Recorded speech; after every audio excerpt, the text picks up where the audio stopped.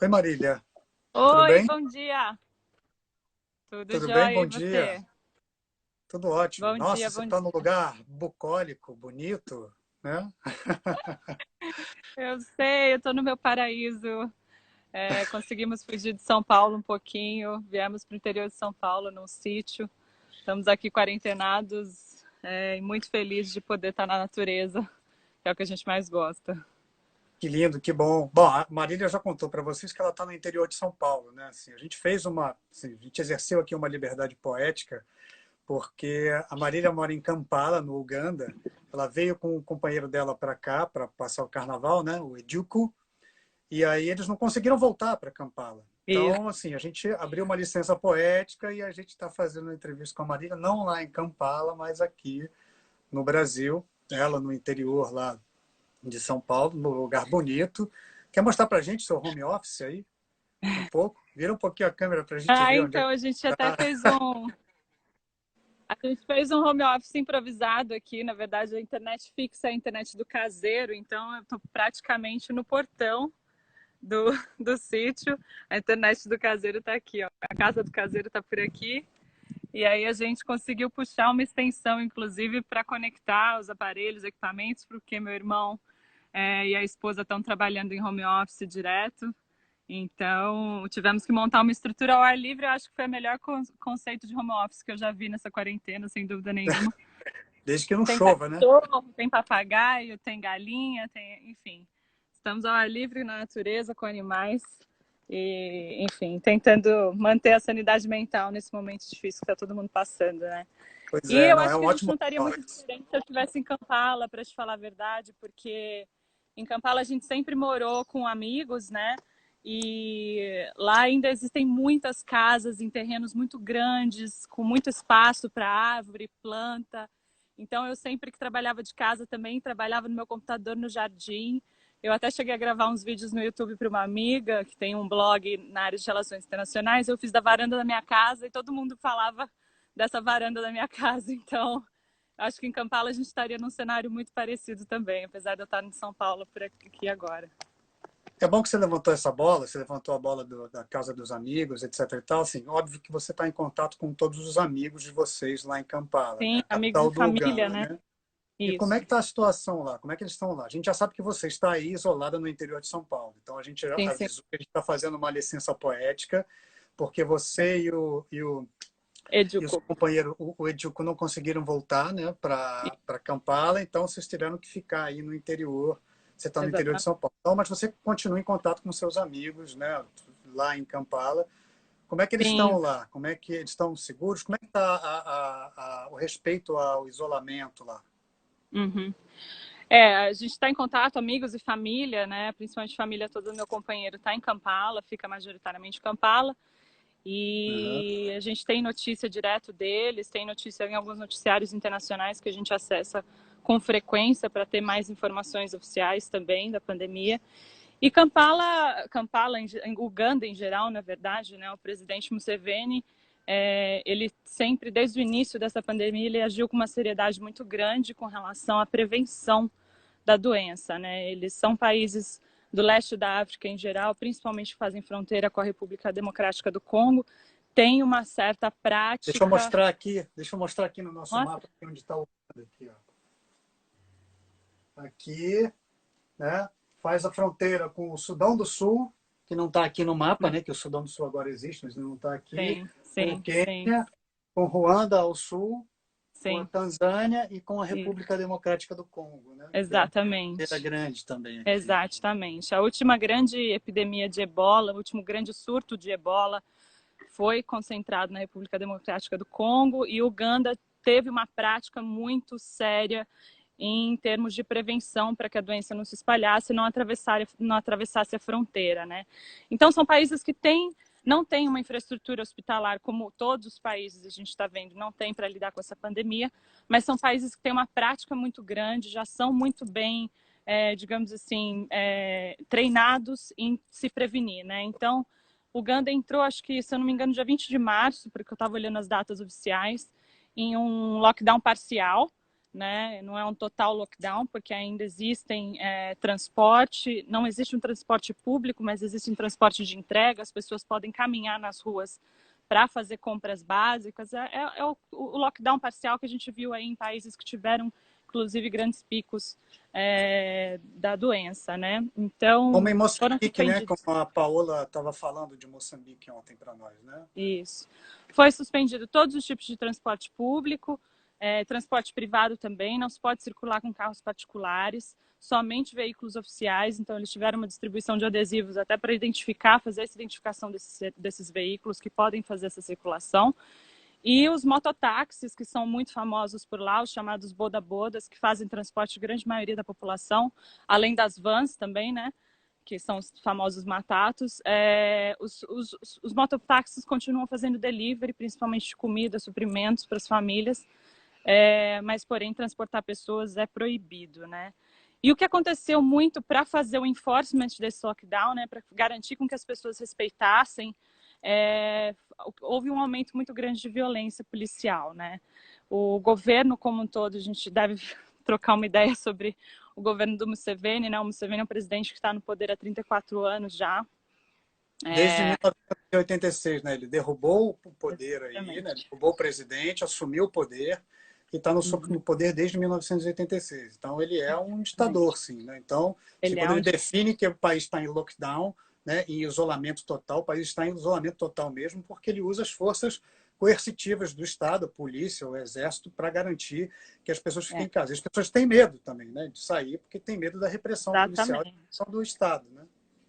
Sim, e é foi inclusive uma grande preocupação da comunidade internacional, de diversas organizações da sociedade civil, porque acaba sendo, momentos como esse, acabam de fato sendo propensos a que governos políticos como autoritários, como o do Museveni, se aproveitem dessas brechas para gerar maior repressão, maior abuso de direitos humanos, das mais diversas formas. E isso já foi observado desde o início desse lockdown parcial, diversos relatos de pessoas que foram pegas de surpresa, porque as pessoas realmente foram pegas de surpresa, pessoas que vivem aí do que a gente fala de uma economia informal, que vivem de vender coisas na rua, de fazer transações informais, na maioria das vezes, tiveram que se encontrar, se manter nos próprios lugares, não puderam se locomover para as próprias casas, de volta para as casas, famílias inteiras acabaram ficando isoladas em suas casas, sem dinheiro, sem acesso a suprimentos básicos. Então, ele fez teve essa seriedade, né, em manter a questão do distanciamento social, em fazer o lockdown, porém ele não amparou a população com suplementos necessários para que elas navegassem nesse momento de crise. E, além disso, reprimiu com muita violência, anda reprimindo com muita violência diversos grupos que ainda se encontram na rua e acabam virando pretexto, né? Então, eu fiz uma pesquisa, são mais de 2.000 pessoas foram presas por conta de desafiar o lockdown, Nossa. né? E, então, são 2.000 pessoas presas no momento que o lockdown, que prevê distanciamento social, elas estão sendo, na verdade, aglomeradas em prisões de Kampala.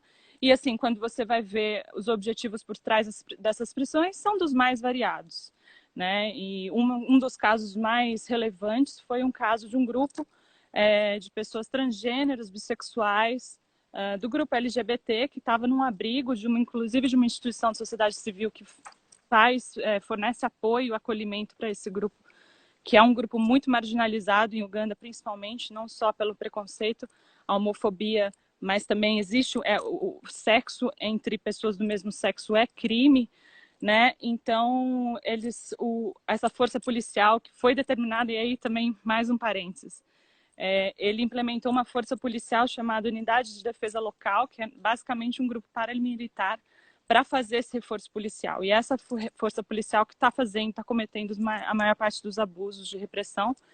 E eles invadiram um abrigo de um grupo de LGBTs que estavam se abrigando por lá nesse momento da pandemia, com pretexto de aglomeração, e simplesmente prendeu 20 pessoas desse abrigo sem maiores explicações. Essas pessoas ainda estão presas, isso já faz quase 30 dias.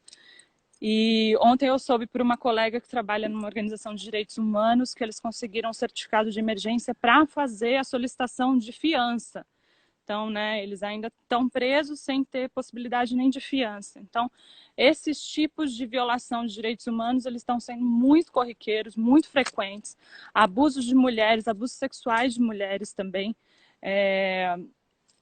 A gente vai falar um pouco de violência doméstica dentro de casa mesmo, mas assim, até a força policial que encontra mulheres na rua acaba também fazendo uma agressão muito além da física, ela vai ter até agressão sexual por parte dessa força policial. E aí você vê, eles aprovaram também um orçamento emergencial para a resposta da pandemia. Esse orçamento está no valor de 80 milhões de dólares. E 26% desse valor foi dedicado à saúde, para suprir com equipamentos médicos, equipamentos de proteção, fabricação de respiradores. Algumas fábricas estão tentando começar a fazer a fabricação desses respiradores, compra de respiradores de maneira internacional, né, de fabricantes internacionais. E outros 26%, ou seja, o mesmo valor que foi dedicado à saúde em resposta a essa pandemia, foi dedicado à segurança, a forças de segurança. Então, você vê 21 milhões dedicados à saúde, mais 21 milhões dedicados à segurança. Então, a proporção do orçamento que está sendo dedicado não só à resposta à pandemia em termos de auxílio sanitário, né, de saúde, de atendimento médico, ele também está dedicando às forças policiais que acabam sendo extremamente repressoras e violentas nesse momento de crise. Então é uma situação delicada. Nossos amigos e famílias estão seguros, graças a Deus, mas realmente não procuram desafiar de maneira nenhuma esse lockdown. E eles também têm, além do lockdown, tem um toque de recolher, né? Então, de 7 da noite às 6:30 da manhã, ninguém se move, ninguém se locomove. E aí o lockdown, como também suspendeu o transporte, as pessoas que trabalham em fábricas, em mercados, em feiras, lá tem muita feira ao ar livre, né? Então você vai comprar todos os seus vegetais, seu hortifruti. Eu sempre faço na feira, é muito comum e é muito bom porque você acaba apoiando pequenos produtores. Esses pequenos produtores, que na sua maioria, principalmente na parte de hortifruti, são mulheres, acabam tendo que dormir na feira, elas estão acampadas na feira, e também sem nenhum suporte e assistência para que elas estejam acampadas de maneira segura fisicamente, né? Mas também com relação a suprimentos com relação à higiene menstrual, mosquiteiro, né? Porque malária ainda é um problema em Uganda, para dormir com segurança, além de estarem sujeitas a roubos, enfim, e arcarem com prejuízo maior, porque não podem voltar para casa, não podem se locomover, e também precisam daquele ganho financeiro para manter suas respectivas famílias, né?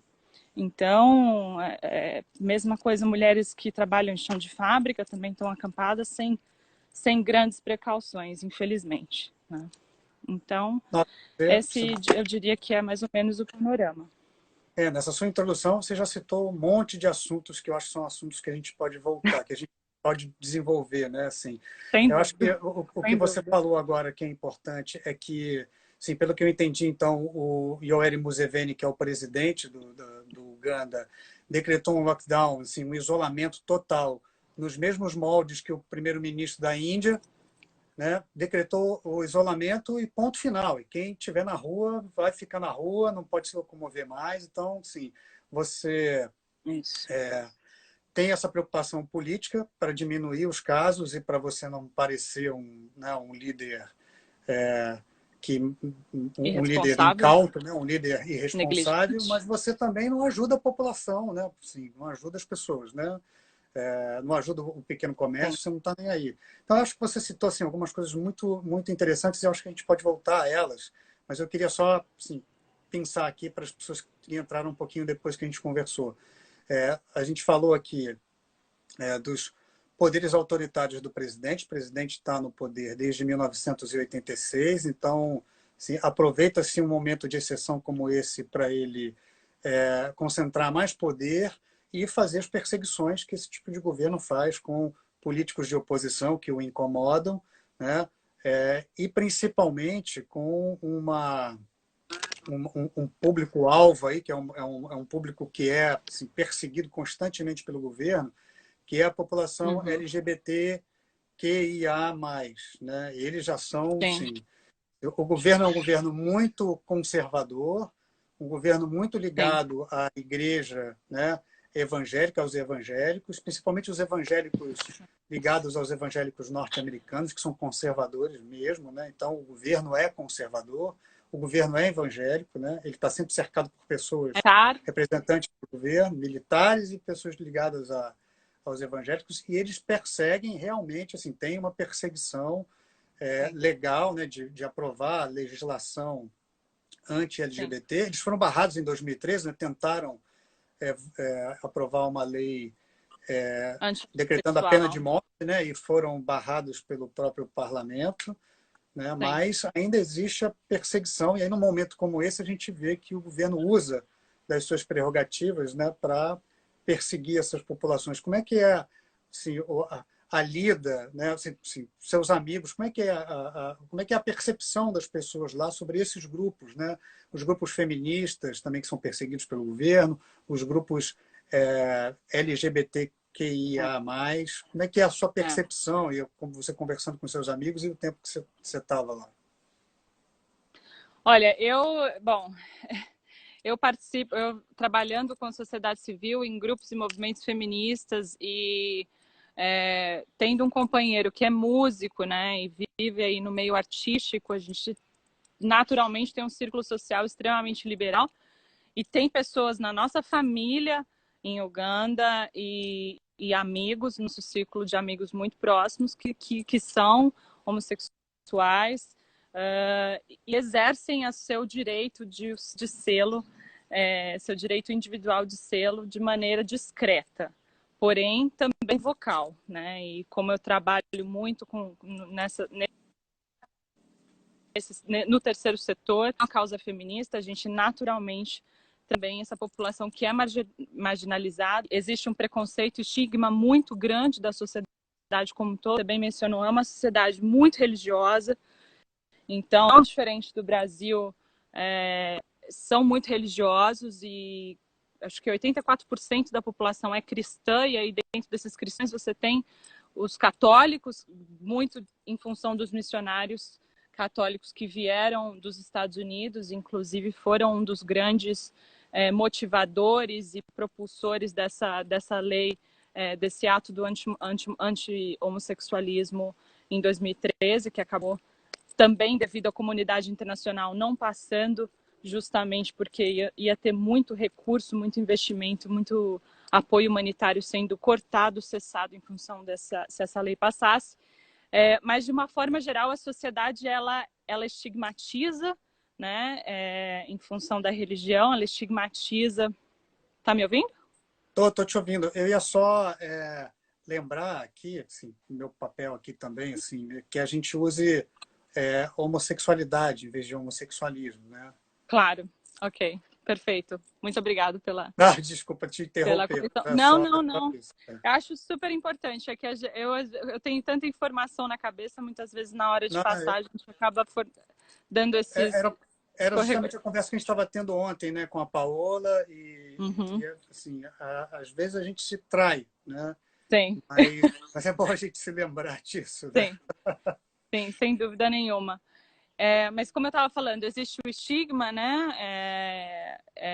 Até eu acho que o sexo é um tabu na sociedade como um todo, né? Eu acho que é uma sociedade extremamente conservadora, extremamente religiosa. Você vê o exercício da sua sexualidade muito reprimido, principalmente com relação às mulheres, mas isso definitivamente não deixa de ser verdade, até mais verdade ainda para esses grupos. E existe um preconceito, mas assim, no meu círculo de trabalho e social, eles como é que eu posso falar isso?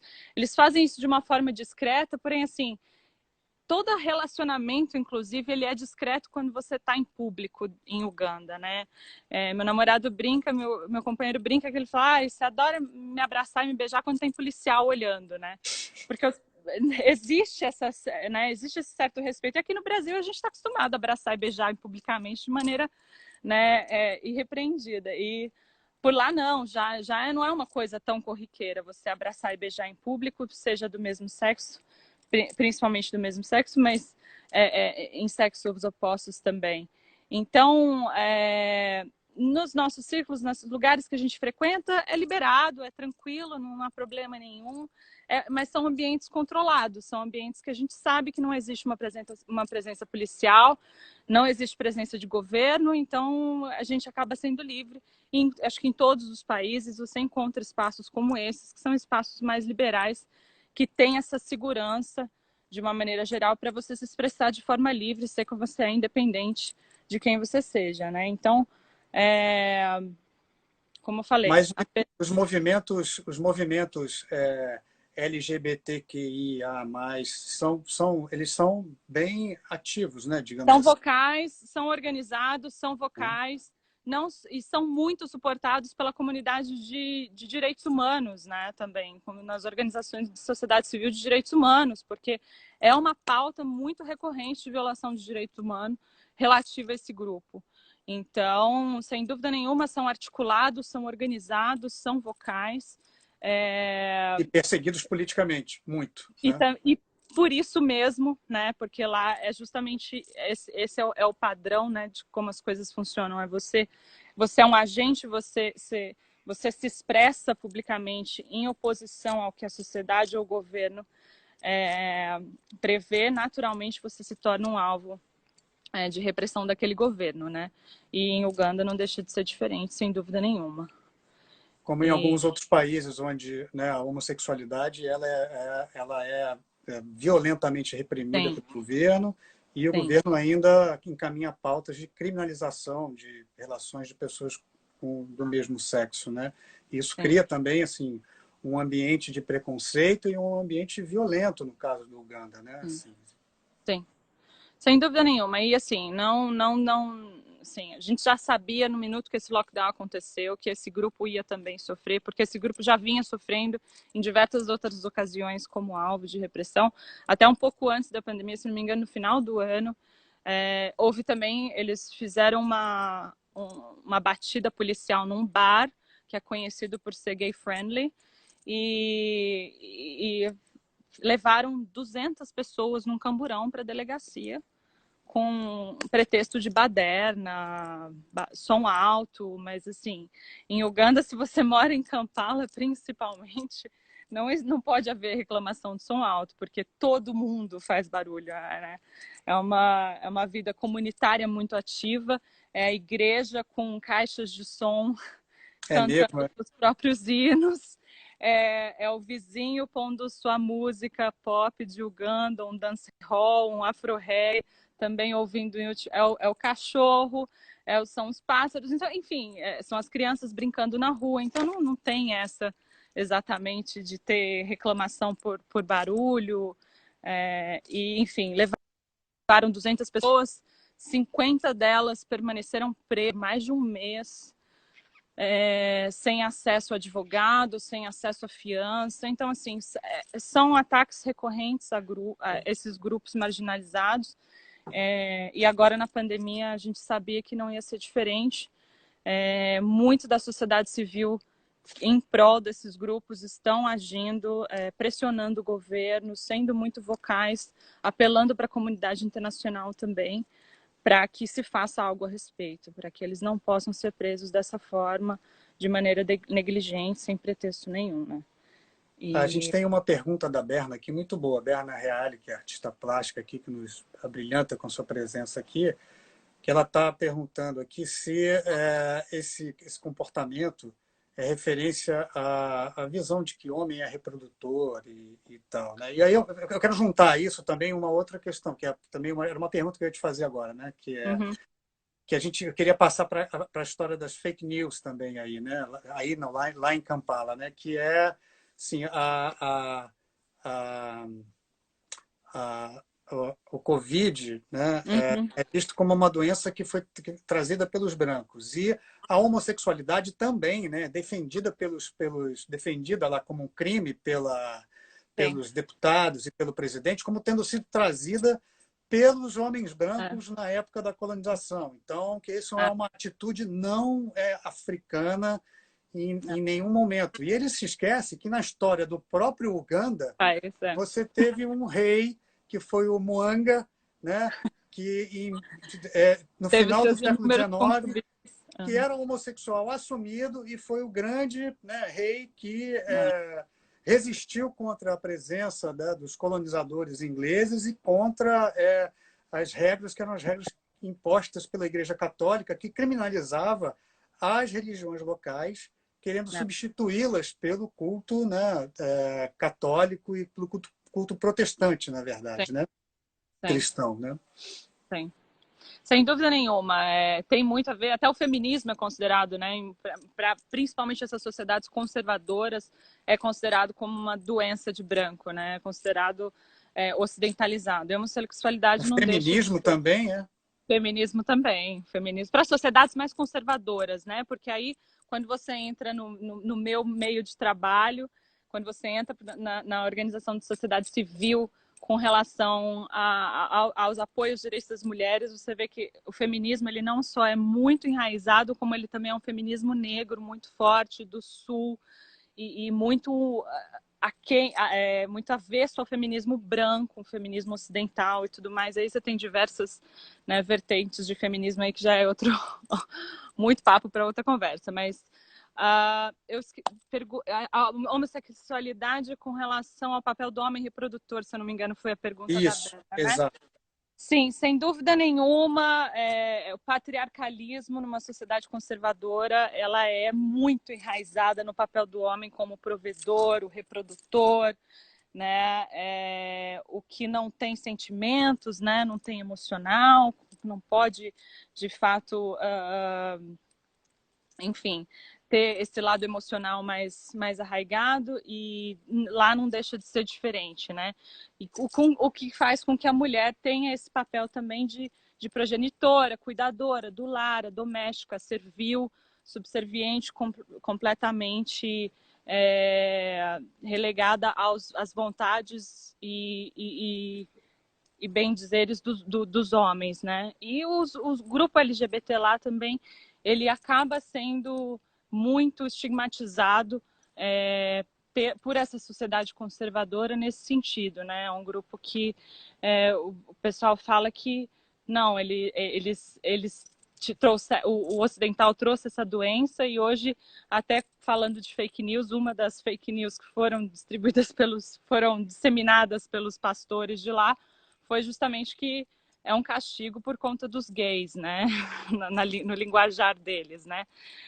A pandemia veio, o coronavírus atacou por conta dos gays, que é a forma como eles colocam essas fake news, né? Outras delas vieram através falando que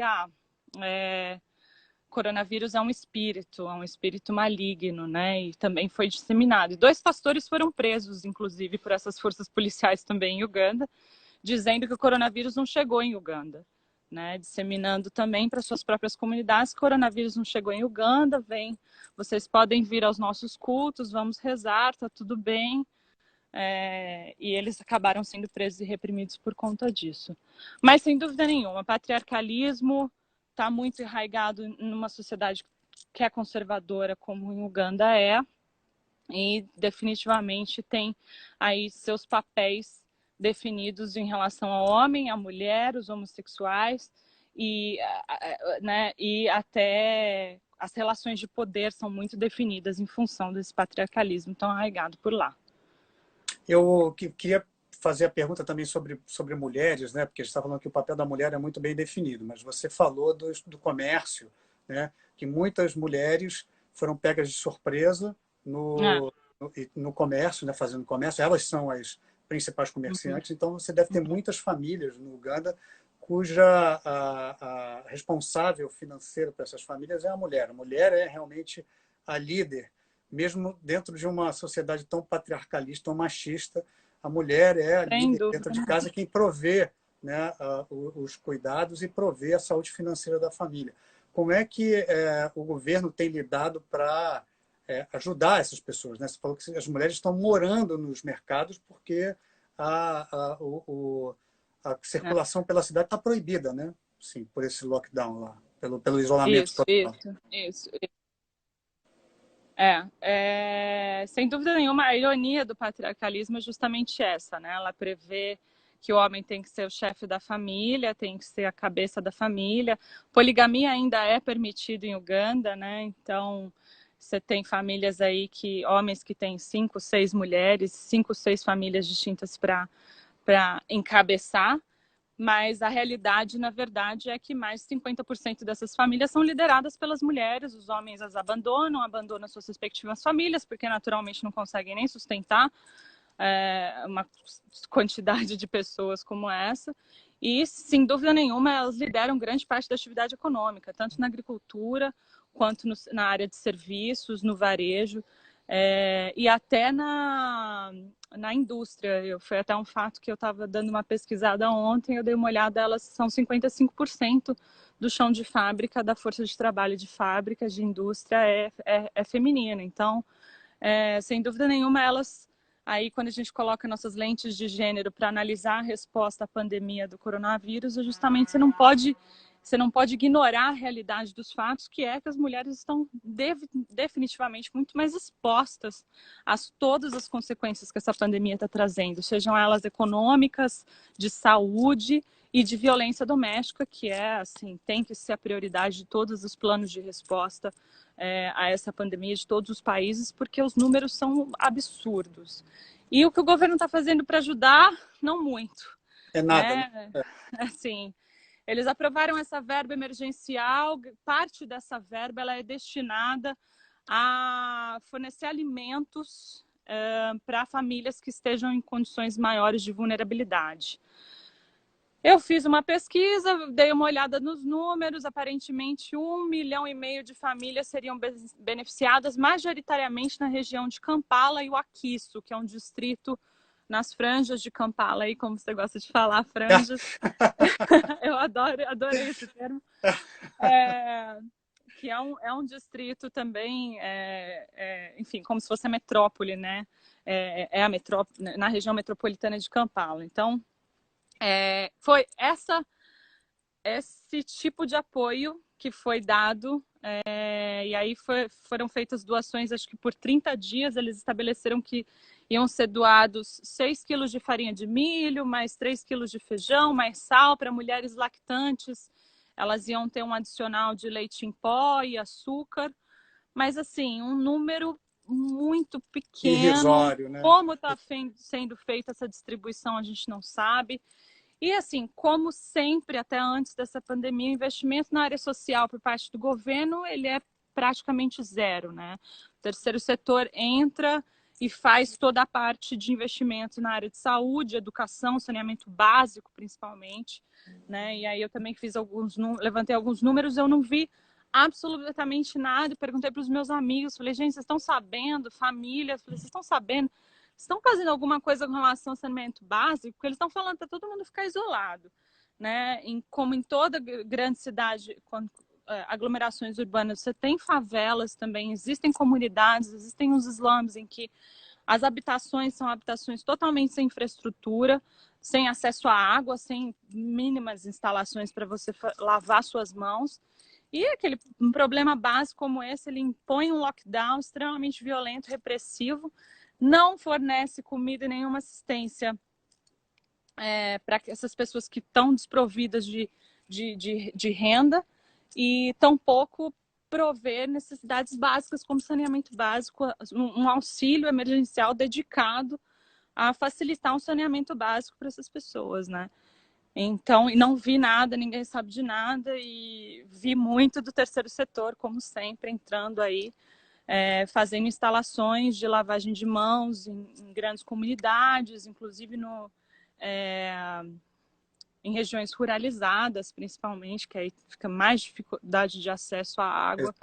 Exato. E a suprimentos. Então, assim, infelizmente, não deixa de ser a realidade antes dessa pandemia. Agora, o governo, de fato, não está entrando nessa questão do social de apoio à população mais vulnerável. Inclusive, nos seus próprios endereçamentos ao público, nas press conferences, nas às vezes eu esqueço as coletivas, né, as palavras. coletivas de Coletiva imprensa. de imprensa. Às vezes eu esqueço as palavras em português. Ele fala assim, não, porque quem era pobre antes da pandemia vai continuar pobre. E é isso aí, não é? Essa ajuda que eu estou dando de comida não é para resolver a sua pobreza, sabe? Ele fala de uma maneira assim, totalmente escancarada, de cara lavada, sem assumir responsabilidade nenhuma sobre o assunto. E Enfim, daí, né? E daí? E é o daí? nosso e daí. Perfeito, perfeito. É o nosso e daí de lá. Estão ali juntinhos, sem dúvida nenhuma.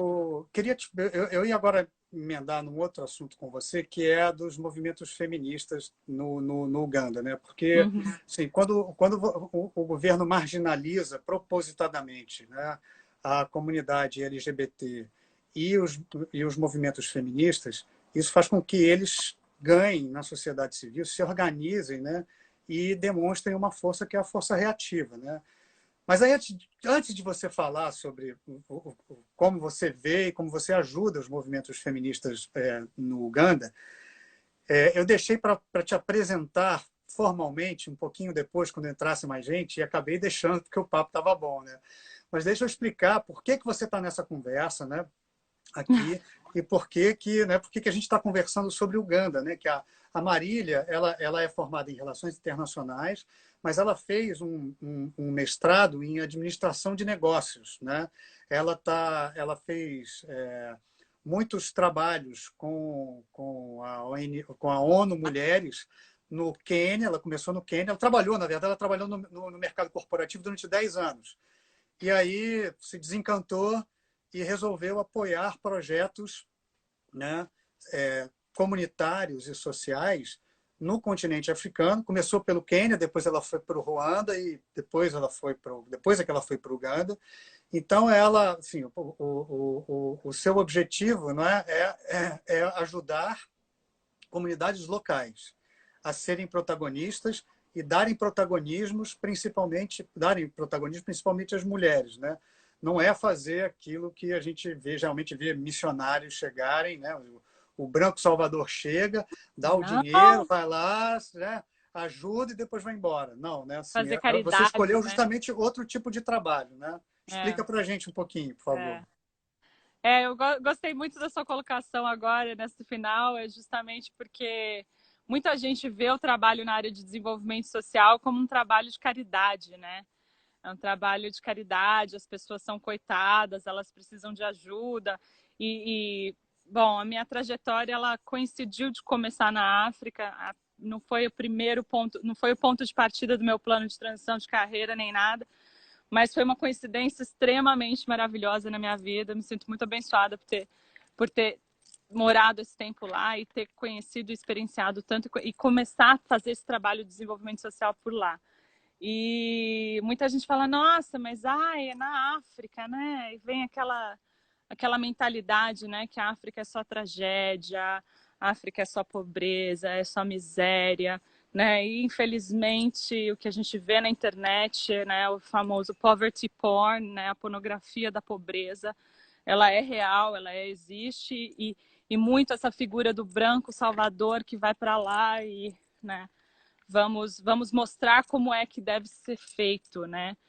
E meu trabalho está no extremo oposto disso, definitivamente. Trabalhar com desenvolvimento social aliado a questões de gênero, né? O que a gente chama muito de empoderamento econômico feminino. Muitas das organizações que eu trabalhei na execução de projetos justamente financiados pela ONU Mulheres, idealizados pela ONU Mulheres, em parceria com a ONU Mulheres dentro do continente do leste africano ali, né? Onde nos países em que eu estive, estão associados a atuar em algumas frentes com relação à equidade de gênero, né? Uma frente do empoderamento econômico feminino, que é para resolver um problema de renda, porque o patriarcalismo definitivamente acaba minando todas as possibilidades de desenvolvimento pessoal e profissional de qualquer mulher, né? Desde quando elas são pequenas e já não completam seus estudos porque têm os seus afazeres domésticos e os seus irmãos podem ficar brincando ou têm mais tempo para estudar.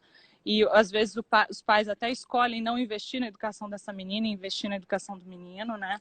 Então elas já são privadas de diversas maneiras ao longo da sua vida inteira para se desenvolver profissionalmente e ter uma independência financeira. Então a gente atua muito na parte de manter as meninas na escola, dar uma formação para essas meninas e dar um treinamento até aliado a diversas habilidades empregatícias que a gente chama, para que elas consigam ou ser empregadas ou terem o seu próprio negócio. E aí eu aproveitei a minha experiência no mundo corporativo para trazer um pouco de desenvolvimento de técnicas e práticas de planejamento para desenvolvimento de pequenos negócios. E foi assim a minha primeira experiência por lá. Eu comecei atuando nessa frente, mas todas as organizações que eu trabalhei atuam em diversas frentes, né? E a gente trabalha na área de saúde também, né?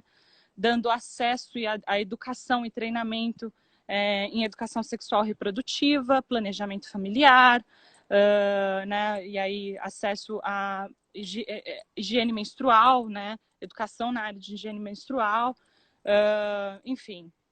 A gente faz um trabalho também nesse sentido para educar, treinar, para que as meninas, principalmente jovens mulheres, todos os trabalhos que eu fiz foi mais com jovens mulheres na faixa etária ali de 12 a 24 anos.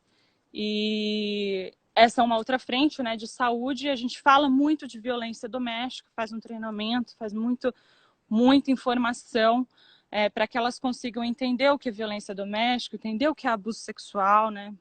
Saber reportar, que aí já é também muito mais delicado, e a gente, quando vê números, a gente sabe que não representa a realidade, porque é muito difícil você denunciar, é muito difícil você lidar com o estigma de fazer uma denúncia como essa, lidar com, enfim, com tudo que pode vir até do próprio parceiro, do próprio abusador, uma vez que você faz a denúncia. Então, a gente também trabalha muito nessa área, mas mais importante com relação a todas essas organizações que eu participei também, é o trabalho com a própria comunidade, né? De ensinar a comunidade que a mulher, ela não precisa, a mulher pode ser um aliado, né? No seu próprio no desenvolvimento da própria comunidade, né? Então, mudança de cultura, paradigmas e quebrar muito desse conservadorismo e patriarcalismo é o que a gente vê como mais impactante em termos de mudança, em questões de desenvolvimento e gênero, porque se a cultura não muda, a cultura é feita por pessoas, então as pessoas podem mudar a cultura. Então a gente não existe essa coisa, não, a sociedade ela é conservadora, ela vai ser assim para sempre, ela é tradicional, ela vai ser assim para sempre, né? E muito grande parte desse trabalho é feito com homens, líderes de comunidade, líderes religiosos que exercem um poder de influência muito grande sobre a comunidade como um todo, em diversas regiões de onde eu morei. E todo esse trabalho que eu estou falando aqui, foi feito de uma maneira em que eu estava muito nos bastidores. Ele era feito pela comunidade, pela organização local. É um trabalho de base executado inteiramente pela organização local. Eu não trabalhei em nenhuma organização internacional, porque eu quis ter uma experiência nesse trabalho de base feito pela própria comunidade, né? Eu quis assistir, basicamente, o que eles estavam fazendo, dar os meus pitacos nos bastidores. Eu executei alguns treinamentos, sem dúvida nenhuma, mas assim, nada no sentido de ser evangelizador, de como as coisas devem ser, de como elas devem ser feitas, sempre muito alinhada ao programa da organização em que eu estava inserida, né? E isso é muito importante. É porque isso é um trabalho muito delicado, né? Você vai chegar numa comunidade que já tem uma estrutura já e você precisa respeitar muito a cultura local. Você não pode chegar e querer mudar práticas que são culturais, que são centenárias, às vezes milenares dentro daquele grupo étnico, daquela sociedade que você está visitando, né? Então, é uma questão também de respeito, né? Independente da cor ou da raça, né? É uma questão de respeito, né? Você chegar e você ouvir, né? Sim, você não achar que você é a detentora da verdade, né? Se fazer esse trabalho, que é um trabalho de parceria. Até para mudança de mentalidade ou mudança de cultura, isso precisa ser feito com muita delicadeza, né? Sem dúvida, sem dúvida. E tem que ter respeito, é entendimento, é diálogo, todo o trabalho. E feito de igual, quando ele é feito de igual para igual, né? E aí, quando eu falo isso, as comunidades falam melhores entre si, né? Principalmente quando você vai para áreas mais ruralizadas, em termos de língua, não só de língua, mas de linguagem, de comunicação, ela flui muito melhor. A partir desse tipo de trabalho. Não tem como. Eu vejo muita. Infelizmente, existem muitas organizações internacionais por lá que são oportunistas, que acabam prejudicando em muito a sociedade de lá, com as comunidades em que atuam. Houve até um caso muito sério no final do ano passado, de uma americana que foi para lá, se disse médica, que acabou tratando uma série de crianças. Crianças morreram no centro clínico que ela montou por conta própria, da cabeça dela, missionária também, evangélica, e, enfim, foi denunciada, foi perseguida, saiu do país, graças a Deus não está mais lá, mas realidades. E aí, assim, até uma coisa que eu gostaria muito de Marília, colocar, eu vi um comentário ali falando, Marília, só um minutinho. Oi? é que tem algumas pessoas que estão dizendo que estão sem áudio. Voltamos, voltamos. Voltamos. Então, eu estava te perguntei sobre os Sim, cuidados que você precisa ter, sim, porque você é uma pessoa branca, uma mulher branca, né? sim, Chegando nessas comunidades, às vezes sim. comunidades muito machistas e patriarcais. Você Uhum, também tem o seu papel como mulher, também chegando sim, nessas sociedades. Que tipo de cuidado você precisa tomar, né, sim. ao chegar nesses lugares e implementar um trabalho, mesmo que seja um trabalho de auxílio, de ajuda, né, nessas localidades? Sim, sim. Sem dúvida nenhuma, assim, muita gente pensa que eu era ou americana ou europeia, né, por conta da minha ascendência. E aí, quando eu falava, não, eu sou do Brasil, América Latina e tal, muita gente confundia Brasil com México, mas estava quase ali, estava mais perto. Não, então você é brasileiro, então você também foi colônia, então, sabe, já a diferença de quando eles descobriam que eu não era do continente europeu ou do continente americano já era uma aceitação muito maior, principalmente dentro dos movimentos feministas, que, assim, eu admiro muito, sou apaixonada pelo movimento feminista, do tanto que o movimento feminista nessa região é articulado, é vocal, eles Só para a gente lembrar, essa região é o Quênia, leste né? da África, né? O leste da África, nesses países que eu estive mais em contato com o movimento feminista, principalmente no Quênia, em Ruanda e em Uganda.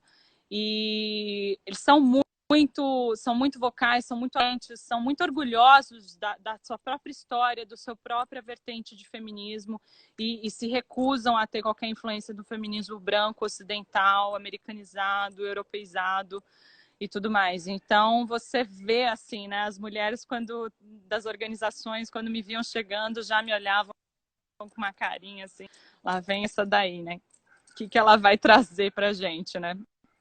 E eu sempre com uma atitude muito tranquila, eu sempre que viajo, desde que eu me conheço por gente, sempre adoto uma posição muito mais de ouvinte, de aprendizado, de ter a oportunidade de aprender mais do que compartilhar qualquer coisa, né?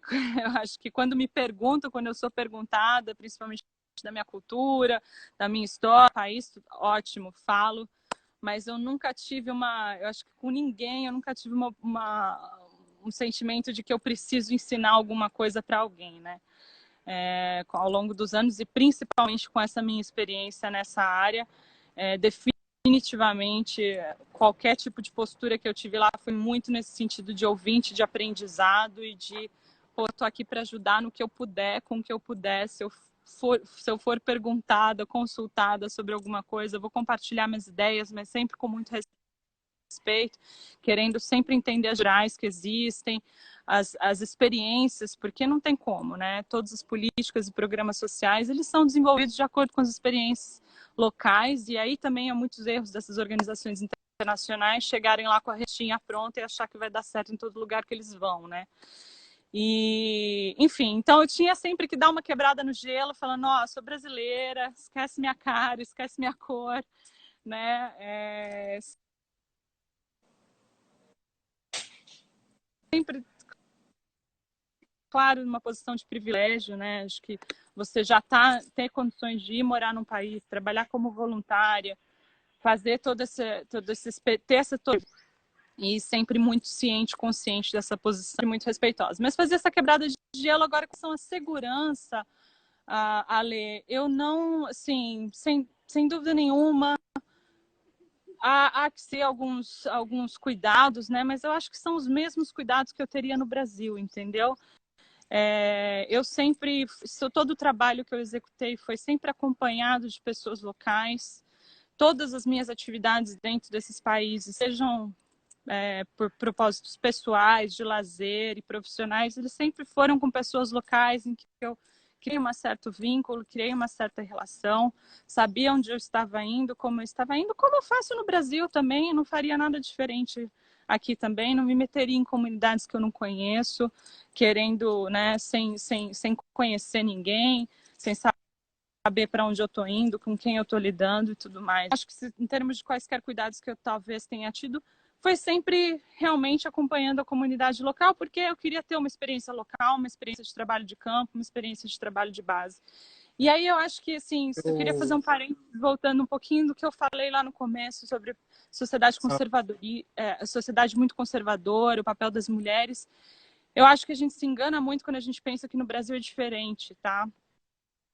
E a gente, quando a gente vive em centros urbanos, Rio de Janeiro, nas sociais distintas, mais elevadas, não tem visão, né? Não tem experiência dessa realidade, mas não só nesses centros urbanos, nas periferias, mas quando a gente se afasta desses centros urbanos, a realidade é igual ou pior do que muitas das que eu experienciei em Uganda. Então, eu acho que é muito importante eu frisar isso, porque engana-se os brasileiros em dizer que somos muito melhores, ou estamos em condições muito melhores, porque quando você vai para as regiões mais vulneráveis socioeconomicamente, as mesmas realidades das meninas e mulheres que são abusadas sexualmente, que têm que transar para conseguir dinheiro, para conseguir comer, isso, que são exploradas sexualmente, com trabalho infantil, enfim, tudo isso faz parte da nossa realidade. Nosso país é campeão em casamento infantil, infelizmente, e assim, lá não deixa de ser diferente daqui. Eu acho que engana a gente quando acha que no Brasil a gente está um pouquinho melhor, porque eu acho que a realidade é tão ruim quanto para meninas e mulheres.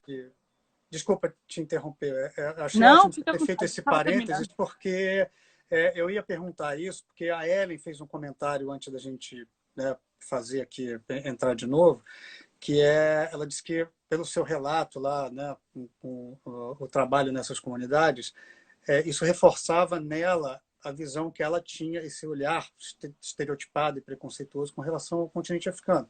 Mas eu acho que a gente já respondeu a Ellen mostrando esses paralelos, né? A gente olha para o outro às vezes e a gente atribui valor, né? A gente compara, a gente mal compara, né? A gente esquece que nós temos aqui questões muito parecidas, não digo nem que são as mesmas, mas questões muito parecidas. A Ellen está fazendo assim, ó, questões muito parecidas, né? Há paralelos aqui entre o que acontece no continente africano e nós aqui. A gente esquece de olhar para nós, país, Brasil, e para nós aqui, América do Sul, temos também questões de sociedades muito patriarcais, muito machistas. A gente tem várias questões aqui com o movimento negro não, o movimento feminista negro, o movimento feminista branco, né? E o que eu queria lembrar aqui, que você falou, é que elas, as mulheres, né, no Quênia, no leste africano, né, que é a sua experiência, né? Os movimentos feministas lá, tanto no Quênia quanto no Ruanda e no Uganda, eles se inspiram em si mesmos, né? Sim, eles não se inspiram em nenhum tipo de movimento feminista branco, europeu, norte-americano. E é importante frisar isso também porque nós temos 3 mulheres que ganharam o Nobel da Paz. Acho que eu citei isso quando eu estava conversando com a Ana Paula na segunda-feira, né? E que são líderes feministas e que ganharam o Nobel da Paz. A primeira delas é a Wangari Maathai, que é do Quênia, que ganhou em 2004 com o movimento do Cinturão Verde, né?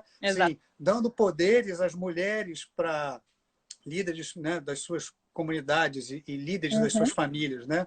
Para replantarem a floresta, né, no Quênia, Milhões de e árvores. gerarem renda para elas e ainda gerarem, né, ainda cuidarem do meio ambiente, porque aí cuidam também da madeira, porque não tem fogão, né? Em muitas dessas comunidades não tem fogão. Se o fogão é fogão a lenha. Se você não tem lenha, você não tem como cozinhar a comida, né? Sim. E além da Wangari Maathai, que foi a primeira mulher africana, né, a ganhar o prêmio Nobel, depois a gente teve em 2011 a Ellen Johnson Sirleaf, que foi a primeira mulher presidente eleita no continente africano, e a Leymah Gbowee, que ganhou no mesmo ano que ela, que liderou um movimento de mulheres que fez uma greve de sexo para acabar com a guerra civil na Libéria, né? Sim. Então é importante dizer que existem exemplos de mulheres líderes feministas importantíssimas no continente africano e que são, né, elas são não só exemplos aí para o continente africano, mas para para todos nós, né? Então, queria fazer só esses dois parênteses para reforçar aquilo que você já tinha dito aí, né? Excelente. Não, excelente, Ale, excelentes colocações e eu sou tudo que você mencionou é o que me faz tão fã do movimento dessa região. É claro que o feminismo ele tem vertentes das mais diversas em todos os lugares, sem dúvida nenhuma, né? Agora, lá especialmente, existe esse sentimento, né, de pan-africanismo, né, pan-africanismo, né, as mulheres se articulam de uma forma muito interessante, de uma forma muito comunitária mesmo, e são muito orgulhosas de si mesmas, da sua terra, da sua cultura, das suas tradições, né? Apesar de querer mudar muitas dessas tradições que têm esse viés patriarcal, e tem as suas próprias ídolas, e é isso mesmo, eles valorizam seus próprios líderes, as suas próprias líderes feministas que fizeram história e ainda fazem história. Então, eu me cerco muito desse perfil de movimento.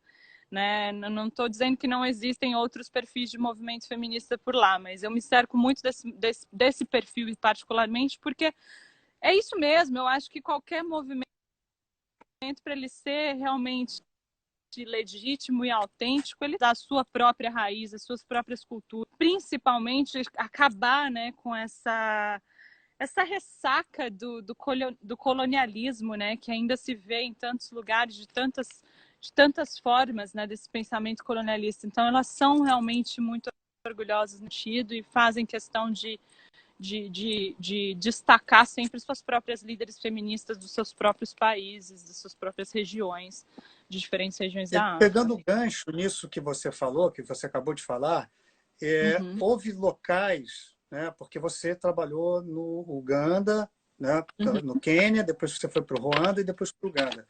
Houve lugares em que você foi fazer esse trabalho, né, local, com as comunidades locais, e que as mulheres exerceram o direito também de não terem muitas mudanças culturais, porque elas estavam inseridas naquela mudança e geralmente os valores que essas instituições levavam eram valores que batiam de frente com a cultura local? Ai, desculpa, Ale, eu vou pedir para você repetir. Ficou tudo... Eu não entendi o que você perguntou. Não tem problema, não. Vamos falar de novo. Assim, são as agruras da tecnologia, tá. É isso. Houve lugares em que você chegou fazendo a parceria com essas instituições, ok? Houve lugares em que houve uma resistência à mudança por causa dos valores culturais, e talvez a mudança proposta batia de frente com os valores culturais desses locais. Houve algum tipo de resistência também? Ah, sim. Sim. Nenhum trabalho desse perfil, quando a gente propõe uma mudança de impacto social, cultural, ele pode ser feito em curto prazo, né? Então, todas as inserções que eu participei, elas já estavam ali antes de eu chegar e vão continuar ali fazendo um trabalho de formiguinha, de longo.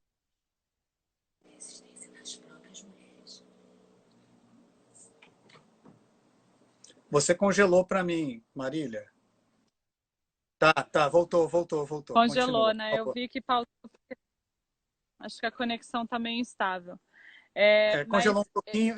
E aí, só para só para ficar claro também, assim, o que eu digo que assim, a resistência das próprias mulheres com essa mudança, não do Sim, homem sim, líder sem comunitário. dúvida. Sem dúvida, sem dúvida.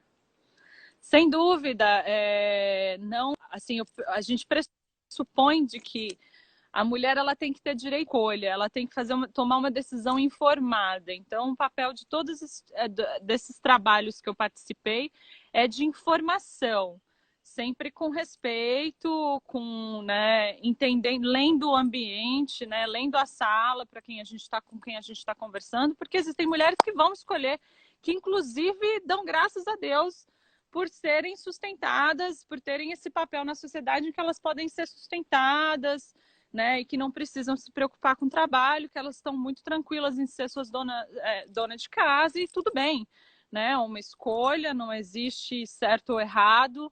O próprio feminismo ele não prevê isso. O feminismo ele prevê o direito de você escolher, de tomar uma decisão de maneira informada, seja ela qual for.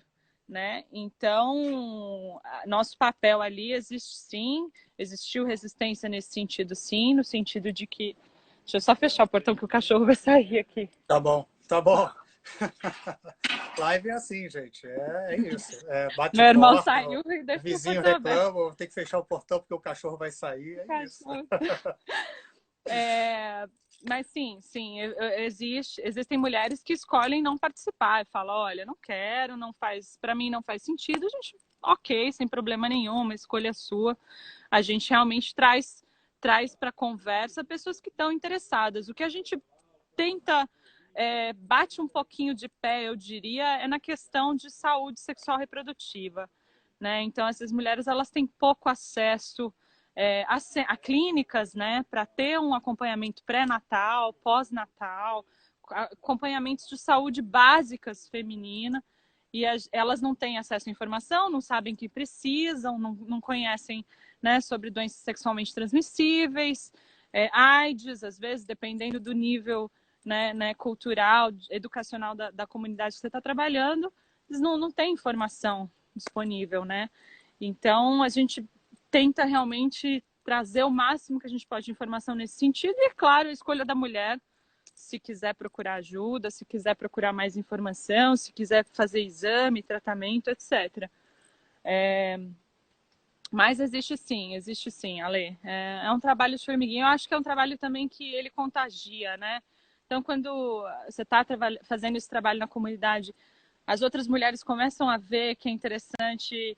Poxa, a menina começou a abriu seu próprio negócio lá, tá fazendo sandália de miçanga, entendeu? E tá ganhando o dinheirinho dela, e tá conseguindo investir em produtos de beleza, sabe? Coisas pequenas.